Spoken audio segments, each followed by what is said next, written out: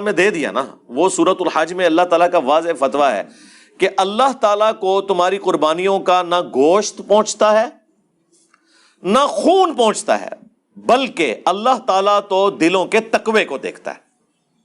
یعنی یہ گوشت اور خون بھی نہیں اللہ کو چاہیے، لیکن اس دن خون بہانا یہ سنت ابراہیمی ہے، وہ آپ نے کرنا ہے. یہ نہیں ہو سکتا کہ آپ قربانی کے حصے کے پیسے کسی غریب کو دے دیں، نہیں، وہ آپ دیں الگ سے، اور اس کو آپ قربان کر کے غریب کو گوشت دیں، کیونکہ سنت ابراہیمی کو پورا کرنا ہے. یہ شعائر اسلام ہے.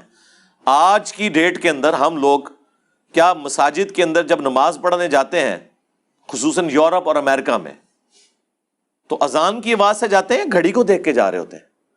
تو اذان کی پریکٹیکل ضرورت اب باقی نہیں رہی، لیکن کسی کی جرت ہے کہ اذان ختم کروا دے؟ نہیں. یہ اسلام کی نشانی ہے، ان کو شعار کہا جاتا ہے، نشانیاں اللہ کی.